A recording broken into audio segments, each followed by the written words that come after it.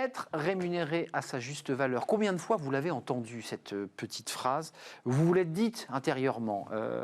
Insaf El Hassani, merci d'être avec nous. Vous êtes fondatrice, directrice de l'ONG Learn in France. Et puis, vous êtes créatrice de la plateforme Ma Juste Valeur. On commence par quoi? Ma Juste Valeur? On commence par Ma Juste Valeur. C'est important. C'est intéressant ce punchline, ma juste valeur. Pourquoi? On a toujours l'impression qu'on n'est pas rémunéré à sa juste valeur?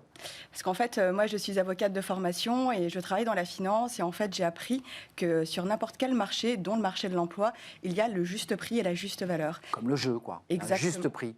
Et il était important de sortir un peu du narratif de la négociation qui est de penser que c'est un moyen de manipulation ou de filouter et revenir aux basiques et aux bases, à la rationalité et au factuel pour enfin être rémunéré et perçu à sa juste valeur. Donc ça veut dire qu'il y a une forme d'algorithme qui correspond, on peut presque le calculer et on peut vous sortir quelque chose qui correspond avec les données rentrées à la juste valeur. Sauf que dans la vraie vie, ça ne marche pas comme ça. Il y a les écoles de commerce, par exemple, où on pousse les étudiants à avoir parfois des prétentions incroyables. On a des entreprises qui font des salaires un peu décalés. C'est quoi la juste valeur? Comment on la calcule? Alors justement, là, vous mettez le point sur quelque chose de très important puisqu'il s'agit d'une fausse croyance.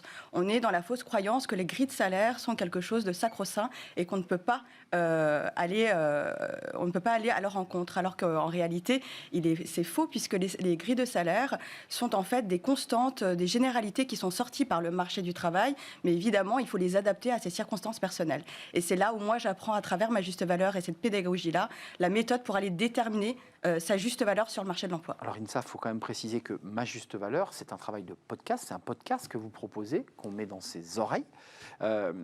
Pourquoi cette idée de podcast? D'abord parce que le podcast, c'est un outil très pratique. Qu'est-ce que vous y mettez comme information et comme contenu dans ces podcasts, justement, lorsqu'on se dit, tiens, je ne suis pas très à l'aise avec mon salaire, tiens, je vais peut-être me mettre dans les oreilles Ma Juste Valeur. Qu'est-ce que vous leur dites? Alors, Ma Juste Valeur, effectivement, c'est un podcast, mais c'est également une formation digitale de 9 heures en e-learning. Mais pour revenir à votre question sur le podcast, moi, comme vous l'avez mentionné précédemment, je suis la présidente et la fondatrice d'un réseau professionnel féminin. Et donc, j'ai débuté en 2014 avec des ateliers de négociation de rémunération.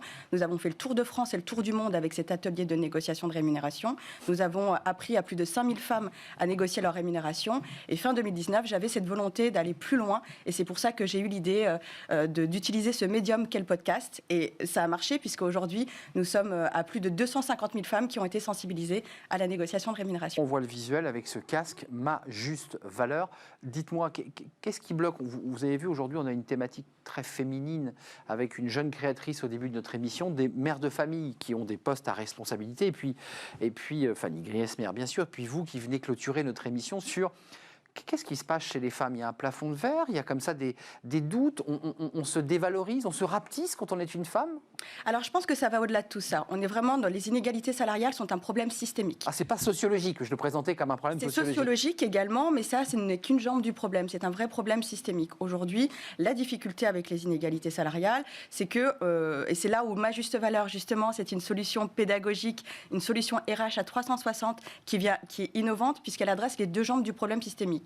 D'un côté, elle apprend aux femmes à déterminer, mesurer, assumer, puis défendre leur juste valeur sur le marché de l'emploi. Et de l'autre côté, elle accompagne les entreprises et tous les acteurs et les actrices du marché de l'emploi à une meilleure reconnaissance de la contribution des talents féminins, ce qui réduit l'attrition, le turnover. Et on l'a vu tout à l'heure parce que vos invités l'ont justement mentionné, ça développe aussi la rétention des talents. La rétention des talents, parce qu'on voyait évidemment chez Garance, en tout cas la mutuelle Garance, que les collaborateurs donnaient plus, 25% d'augmentation du chiffre d'affaires. Évidemment, ça compte. Quels sont les conseils que vous donnez? Vous avez fait le tour du monde. Et ensuite, vous le mettez évidemment dans ce podcast. J'imagine que vous y glissez tous ces conseils. C'est quoi les conseils de base importants ou les outils que vous donnez pour être bien armé dans sa négociation, pour dire ma valeur, c'est celle-là? Donc, il faut s'assumer aussi. Absolument. Donc moi, la méthode, cette pédagogie-là est fondamentalement basée sur deux choses, le rationnel et le factuel.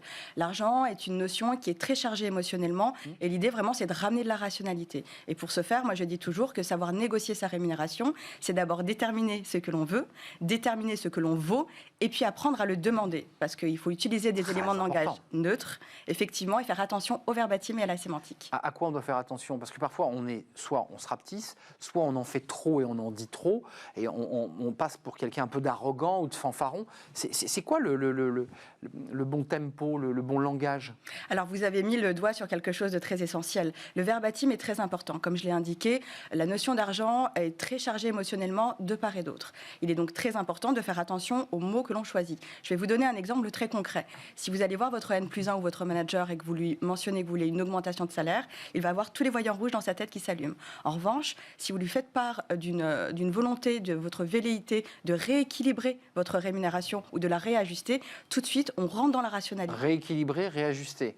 On ne met pas le pistolet sur la tempe, on dit c'est un rééquilibrage. Exactement. Et évidemment, tout ça est plus détaillé dans le podcast dans un premier temps et évidemment dans la formation. Donc il y a quand même tout un travail autour de la psychologie et la manière dont on prononce les choses. C'est-à-dire qu'il faut quand même avoir une certaine doigté pour pouvoir amener cette négo. C'est pas si simple. Il y a un travail sur soi-même d'abord.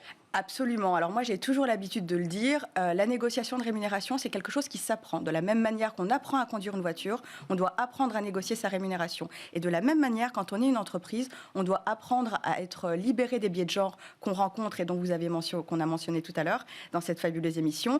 Et justement, et ça passe par former les lignes RH et les lignes managériales à une meilleure reconnaissance de leurs talents. Avant de nous quitter, il y a la sociologie et la façon de dire les choses, de les exprimer, quand on est une femme notamment. Et puis, vous le disiez tout à l'heure, il y a aussi un débat de droit. Il y a un écart de salaire entre les hommes et les femmes qui se résorbe doucement. Je crois que c'était 24% il y a quelques années, on est passé à... Très lentement. Très lentement, on est passé à 20%, me semble-t-il. Ça bloque toujours, pourquoi ? Parce que justement, c'est un problème systémique. Moi, j'ai la profonde conviction que la problématique, c'est qu'aujourd'hui, les entreprises sont trop dans la culpabilité. Et moi, c'est ce que j'essaye de faire avec ma juste valeur, c'est de les sortir de cette culpabilité-là pour rentrer plutôt dans la responsabilité en les accompagnant. Moi, j'ai la ferme conviction... D'égal à égal, traitez-moi d'égal à égal. Absolument. J'ai la ferme conviction qu'il n'y a pas un employeur qui se lève un matin en se disant « je vais discriminer les femmes ». C'est un véritable problème systémique. Oui. Et c'est pour ça qu'il faut former les entreprises, les accompagner, leur apprendre ce que c'est un biais de genre, leur apprendre en formant les lignes managériales et les lignes RH à une meilleure et plus juste reconnaissance de leur talent féminin. Et puis il y a le débat évidemment de la maternité qui est évoqué Absolument. Régulièrement dans l'écart de salaire, puisque les femmes ont des maternités, donc des coupures plus lentes, qui fait qu'elles se décalent dans leur progression professionnelle. Absolument, le décrochage apparaît à ce moment-là, lors Évidemment. de la première maternité. C'est d'ailleurs un sujet qui est adressé dans notre formation. Eh bien, écoutez, ma juste valeur, mettez-vous un casque sur les oreilles, un casque de bonne qualité autant que faire se peut, puis laissez-vous porter.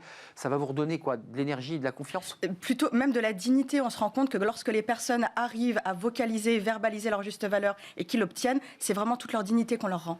Donc n'hésitez pas à vous rendre sur majustevaleur.com. C'est très bien vendu. Vous avez beaucoup d'énergie et de conviction. Insaf El Hassani, merci El Hassini, merci fondatrice et directrice de l'ONG Learn in France et créatrice de la plateforme Ma Juste Valeur. Là, si vous n'avez pas compris, mettez-vous le casque sur les oreilles, ça va vous redonner de la dignité. Voilà, c'est la fin de notre émission. C'est une émission tournée vers la place des femmes dans ce premier jour de confinement, de reconfinement qui risque d'être une période un peu difficile pour toutes ces femmes qui doivent gérer leur vie personnelle, leur vie professionnelle. C'est pas toujours simple. On pense évidemment à vous, mesdames, puis on pense à vous, messieurs, qui êtes aussi vous devant votre ordinateur dans votre maison. Merci à tout le monde. Merci à Emma, merci à Pauline Gratel, merci à Romain Luc pour la réalisation, et puis merci à Guillaume pour le son, et merci à toute l'équipe, Valentin notamment pour l'accueil invité. C'est un plaisir de partager ce moment, une émission un peu conceptuelle. On se retrouve demain avec des invités ici présents sur ce plateau. J'en suis sûr. Bye bye, portez-vous bien.